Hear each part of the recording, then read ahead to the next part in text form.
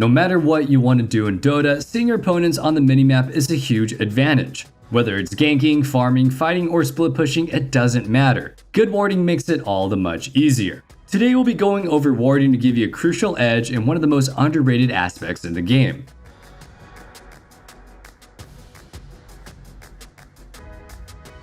To keep with the theme of the video, today's question of the day is going to be simple.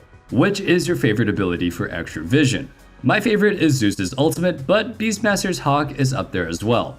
Warding at the start of the game is relatively simple. In pubs, the most common strategy is to give one ward to the offlane and then one to the mid. But where should they place it exactly? In the mid lane, there are a few aspects to consider. How much do you care about power runes? How scared are you of the support rotations? And how much of the enemy high ground that you want to see? Based on your mid matchup, all of these factors are malleable. But in general, you want to have your ward covering the rune spot towards your safe lane, either close to the center of the lane if you're not scared of ganks, or on the cliff a little bit further away if you are. If you aren't scared of ganks, you can place it on either side to throw off your opponents and make it harder to de-ward. Overall, there are many different factors to consider even in a simple case, and it's not easy to know which choice is better. This is where having a plan is extremely helpful. Since your wards last for 6 minutes and you have to go there and place them, it's all about predicting what you'll need in the next few minutes and then placing the wards to accomplish that.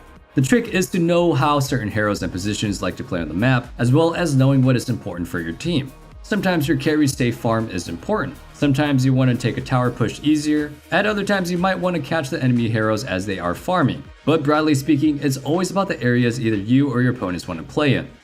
This is arguably easier to understand since it basically boils down to warding at the edge of the areas that your team plays on. The difficult part here is understanding what areas your team can play on in the first place, so let's go ahead and do a quick review. The map outside of the two bases is roughly made of 3 lanes and 4 jungles. Your goal with most lineups is to control at least half of the map, more than that if you can handle it. Your team is supposed to farm the jungles under your control as much as possible, as well as push out the leads adjacent to the jungles. In general, areas are separated by high grounds, so in reality you are trying to control lanes and stairs leading to the higher or lower ground. In order to do that safely and to be able to kill your opponents who try to take away your farm, you'll need visions covering the entry points of the area that you play in. To get a good feel for how this looks in the game, let's take a good look at Navi vs Liquid Grand Finals. Needless to say, spoilers for the series coming up, so if you wish to avoid them, go ahead and skip over this section. Starting off with an easy and clean example in Game 4 at roughly about 15 minutes into the game. Navi took the dire safe lane T1 tower, but their lineup is currently pretty weak.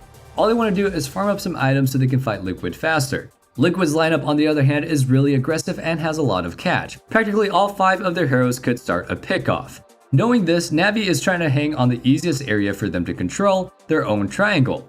Let's go ahead and look at their wards. They have a ward on the cliff right next to their offlane in T1, as well as the other ward next to the river in the mid lane. Between these 2 wards and their middle T1, they see all types of entrances to the triangle. This means that unless Liquid can smoke there together, Anti-Mage is gonna have completely safe farm while the wards stay up. They can also farm the 2 jungle camps on the top jungle that are on the low ground, but that's relatively dangerous for them. This is how their map looks. I've drawn up a line to illustrate how much of the map they can go to roughly without too much risk.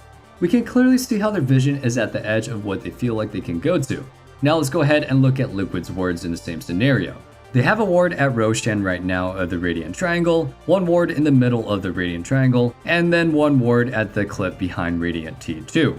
If we try to draw the same line that represents what Dire controls, we can see that their wards also cluster around the edges of what they can control. Based on that, Liquid controls a much larger portion of the map than Radiant does. This is what you should be trying to achieve with lineups that are strong early on. Far more of the map than your opponent, using much higher net worth to overpower the stronger late game cores that they might have. Let's go ahead with the matchup and watch what happens. At around 17 minutes, Navi makes a coordinated push to retake their own jungle because they're not very happy with getting out-farmed. They start with escorting their hard support, which he then dewards the high grounds that they want to invade, placing their own vision in the same spots. Now, looking at the vision a few minutes later, we can try to draw that line again. Their wards are still clustered around what they can control, but now it's a bit larger, as they recovered quite a little bit of their own jungle. On the other hand, the 2 jungle camps on the top lane are now quite dangerous to farm, but fortunately you don't have to push through any high grounds to get there, so it's relatively safe as long as you push out the creep wave beforehand.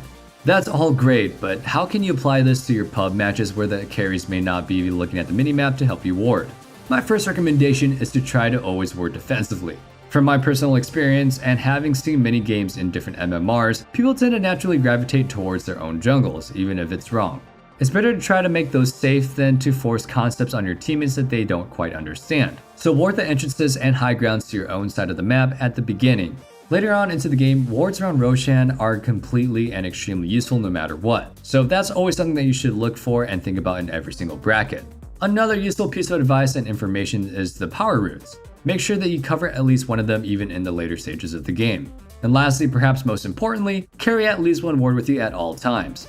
If your games are chaotic as hell and you can't predict where the fights are going to happen, then simply start the fight by placing wards down as soon as the fight begins. This is something that even at the highest level is done commonly, but I'd especially recommend it in the lower brackets since your team won't be coordinated enough to fight around the wards that you place preemptively. That is most of what you'll need to know about defensive wards to control areas, but that's not all you can ward for. What if you're strong enough to walk into enemy areas, but you have trouble catching certain heroes? This is where aggressive wards are useful. Warding enemy areas is different from warding defensively because of two main aspects. Number 1, you cannot defend your vision. If the enemy team finds your wards, it's gone. Number 2, you are interested in knowing where exactly that person you're trying to catch is.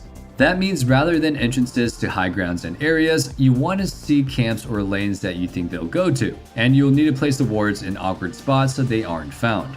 Another option is to place them in efficient spots, but to do so while hidden, so they won't know that you're warding there in the first place. For example, let's watch game 1 of the Navi vs Mud Golem series. Scatter's Drought was completely shut out in the early laning phase, so Navi knew that he will have to farm a lot to recover. Since Triangle is the safest spot to farm, this is what they'll target with the rotations. At minute 8, the Tusk goes back to base and buys a smoke, as well as a set of wards. Since they won't have any vision initially, they'll try to scan the triangle. Seeing that the Drow is in fact there, they commit to the gank with a smoke, kill the Drow and place a ward afterwards. After a few minutes, Drow is back in the triangle since he has no other good options available. Now the ward spots him farming, so they can instantly smoke up and get another kill. They lose the ward afterwards, but it's already done its job.